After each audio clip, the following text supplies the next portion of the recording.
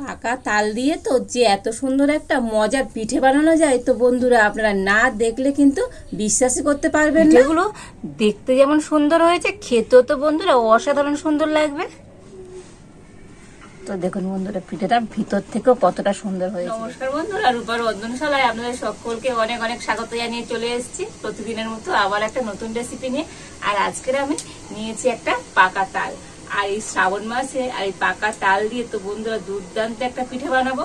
আর এই সময় তো প্রত্যেক বাড়িতে কোনো না কোনো পিঠেই হয় তাল দিয়ে। আর আজকের আমি যে তালের পিঠেটা বানাবো সেটা একদম অন্যরকম। তো আপনারা কিন্তু বাড়িতে আমার মতো করে এই পিঠেটা একবার বানাবেন, দেখবেন বন্ধুরা দুর্দান্ত হবে। তো আপনারা সঙ্গে থাকুন আর প্রথম থেকে শেষ পর্যন্ত পুরো রেসিপিটা দেখতে থাকুন। আশা করি আজকের রেসিপিটাও আপনাদের ভালো লাগবে। আর আজকের রেসিপিটা ভালো লাগলে চ্যানেলটা সাবস্ক্রাইব করে পাশে থাকবে।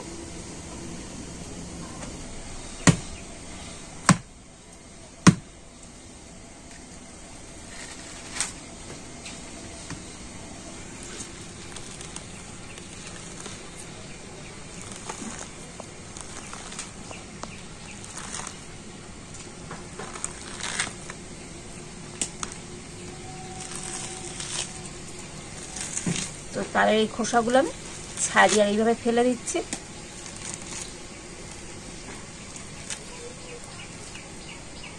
আর দেখুন এবার আমি একটা নিয়েছি এখানে গ্রেটার, আর আজকের এই তালের নোটটা আমি গ্রেটারের মাধ্যমে বার করে নেব। আর এই গ্রেটার দিয়ে তো খুব সুন্দর কিন্তু তালের নোট বার করা যায়।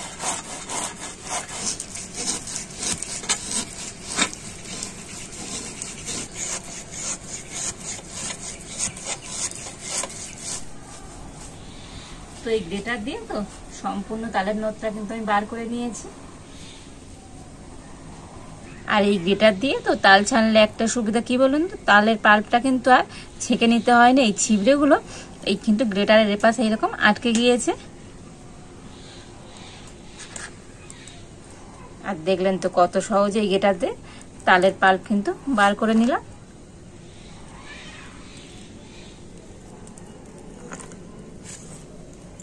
আর এবারে এখানে আমি নিয়েছি আতপ চালের গুঁড়ি। তো চালটা ভিজিয়ে আর তারপর আমি গুঁড়ি করে নিয়েছি। আর এবারে একটা বাটি মতো আমি এক বাটি আতপ চালের গুঁড়ি নিয়ে নিচ্ছি।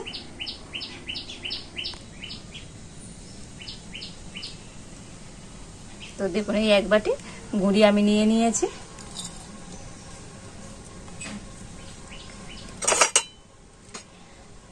তো এই আতপ চালের গুঁড়ির মধ্যে আমি দিয়ে দিচ্ছি ময়দা। তো এখানে আমি 2 চামচ ময়দা দিয়ে দিচ্ছি। তো খুব বেশি দেওয়ার দরকার নেই, 2 চামচ হলেই হবে। তো দিয়ে দিচ্ছি অল্প একটু সামান্য পরিমাণ লবণ। আর এখানে আমি নিয়েছি চিনি গুঁড়ো। তো চিনিটা কিন্তু আমি গুঁড়ো করে নিয়েছি। তো চিনিটা গুঁড়ো করে নেবেন, এতে করে পিঠেটা বানাতে কিন্তু সুবিধাই হবে। তো আমি এখানে 4 চামচ চিনি গুঁড়ো দিয়ে দিচ্ছি।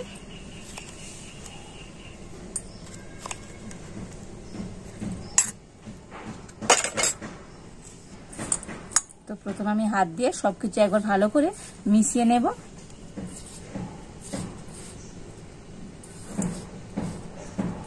তো দেখুন প্রথমে সমস্ত কিছু কিন্তু খুব ভালো করে মিশিয়ে নিয়েছি। এবার আমি তালের পাল্প দিয়ে দেব। তো দেখুন মোটামুটি এই এক বাটির মতো কিন্তু তালের পাল্প আমি নিয়েছি। তো যে বাটি মেপে আমি চালের গুঁড়ি নিয়েছি, তো সেই বাটি মেপে এক বাটি তালের পাল্প আমি নিয়ে নিয়েছি। আর এবার তালের পাল্প দিয়ে সমস্ত কিছু কিন্তু খুব ভালো করে মিশিয়ে নেব।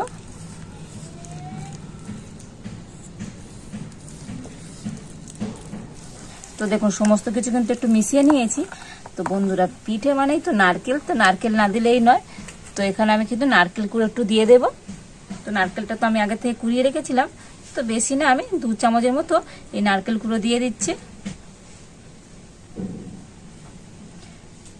তো আপনারা নারকেল কুড়োটা নাও দিতে পারেন, তবে নারকেল কুড়ো দিলে তো পিঠেটা কিন্তু খেতে আরো ভালো লাগবে।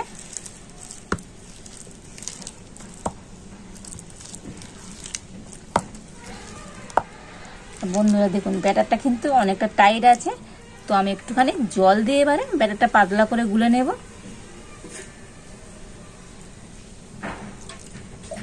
তো খুব বেশি জল দেওয়ার দরকার নেই, একটু অল্প করে জল দে। আর এইভাবে ব্যাটারটা আমি গুলে নিচ্ছি। তো জল দিয়ে তো ব্যাটারটা আমি কিন্তু ভালোভাবে গুলে নিয়েছি।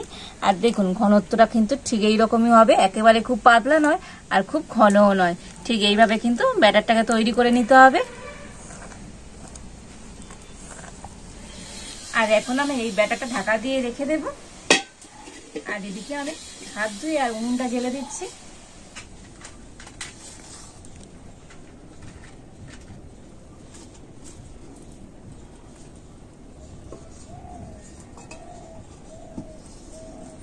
তো এবার আমি কড়াইতে দিয়ে দেব জল।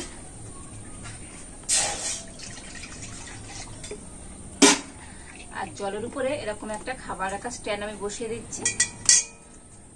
আর এখন আমি জল আর স্ট্যান্ডটা কিন্তু খুব ভালো করে গরম করে নেব।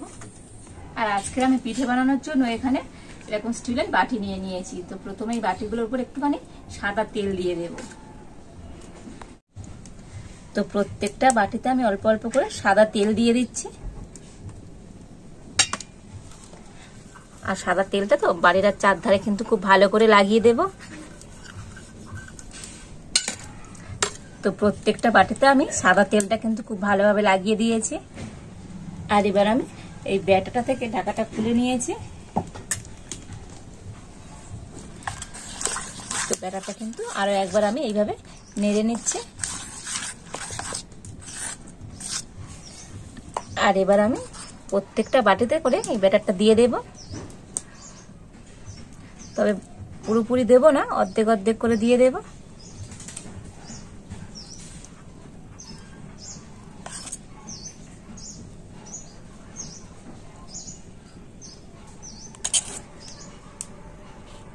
তো দেখুন 4টে বাটিতে আমি ব্যাটারটা দিয়ে দিয়েছি। আর এরকম অর্ধেক করে দিয়েছি। আর একটুখানি ঠুকে আর ব্যাটারটাকে আমি একটু সেট করে নেব। আর এদিকে কিন্তু জল ফুটতে শুরু করে দিয়েছে। আর এবার এই স্ট্যান্ডের উপরে আমি একটা স্টিলের থালা বসিয়ে দিচ্ছি।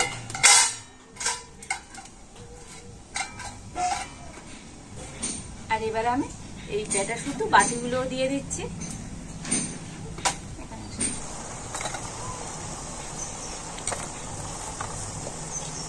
তো আমি ঢাকা দিয়ে দিচ্ছি।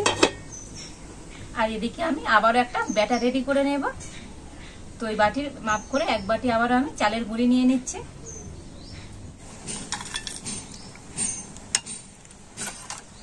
দিয়ে দিচ্ছি 2 চামচ ময়দা।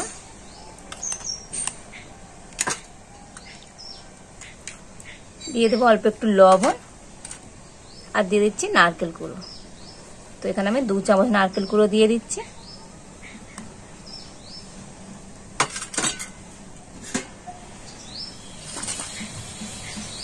আর এখন আমি জল দিয়ে আবার একটা ব্যাটার তৈরি করে নিচ্ছি।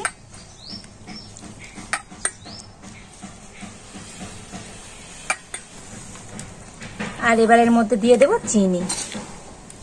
তো সেই গুঁড়ো চিনি আমি দিয়ে দিচ্ছি। তবে তো মোটামুটি এখানে আমি 4 চামচের মতো চিনি দিয়ে দিলাম।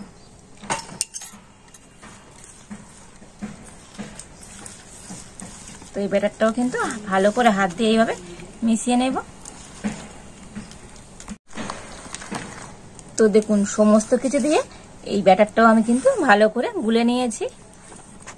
আর এবারে এদিকে আমি মোটামুটি 3 মিনিটের মতো এটাকে একটু ভাপিয়ে নিয়েছি। আর এই ব্যাটারটা কিন্তু অনেকটাই আগে থেকে সেট হয়ে গিয়েছে। আর এখন আমি এই সাদা কালারের যে ব্যাটারটা তৈরি করলাম এর উপর দিয়ে দেব।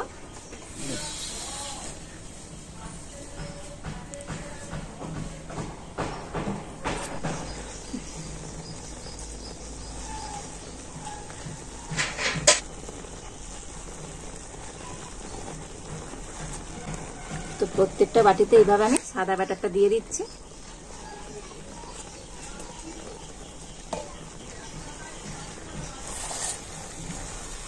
তো দেখুন এই সাদা ব্যাটারটা প্রত্যেক বাটিটাতে আমি এইভাবে ভরে ভরে দিয়ে দিয়েছি। আর আবারও আমি ঢাকা দিয়ে দিচ্ছি। আর এই পিঠেটা হতে তো বন্ধুরা খুব বেশি সময় লাগবে না, প্রায় 15 থেকে 20 মিনিট হলেই কিন্তু হয়ে যাবে। তো 15 মিনিট পরে তো আপনাদের দেখাবো আজকের এই পিঠেটা কেমন হয়েছে। তো প্রায় 15 মিনিট পরে আমি একবার ঢাকা খুলে দেখে নেব পিঠেগুলো হয়েছে কিনা। আর দেখুন বন্ধুরা পিঠেগুলো কতটা সুন্দর হয়েছে। আর এখন পিঠেগুলো ঠিকঠাক রেডি হয়েছে কিনা তো আমি একটা টুথপিন দিয়ে এইভাবে দেখে নেব। তো দেখুন তুতপিনের গায়ে কিন্তু একটু কিছু ব্যাটার লেগে নেই। তো প্রত্যেকটা পিঠে কিন্তু খুব সুন্দরভাবে হয়েছে। আর এখন আমি নামিয়ে নেব।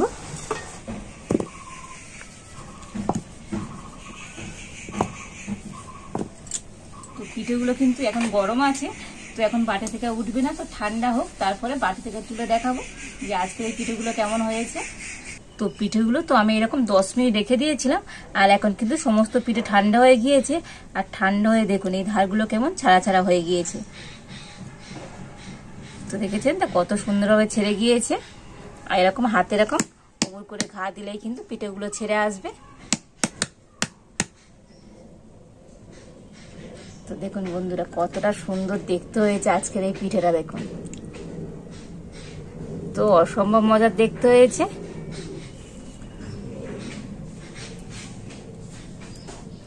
তো দেখুন প্রত্যেকটা তালের পিঠে কতটা সুন্দর হয়েছে। আর দেখেছেন তো বন্ধুরা আজকের এই তালের পিঠেটা কত সুন্দর হয়েছে। আর দেখুন তো দুরকম কালার, দেখতে তো বন্ধুরা দুর্দান্ত হয়েছে। পিঠেগুলো দেখতে যেমন সুন্দর হয়েছে, খেতেও তো বন্ধুরা অসাধারণ সুন্দর লাগবে। আর একটা পিঠে আপনাদের কেটেও দেখাও বন্ধুরা কতটা সুন্দর হয়েছে।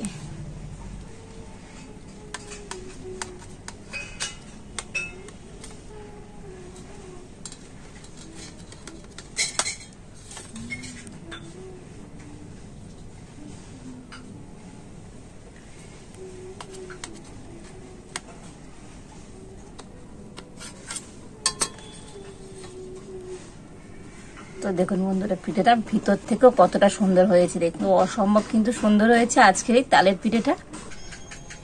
তো দেখুন পিঠেগুলো কেটে তো আমি একটু এইরকম ভাবে বাটিতে সাজিয়ে নিয়েছি।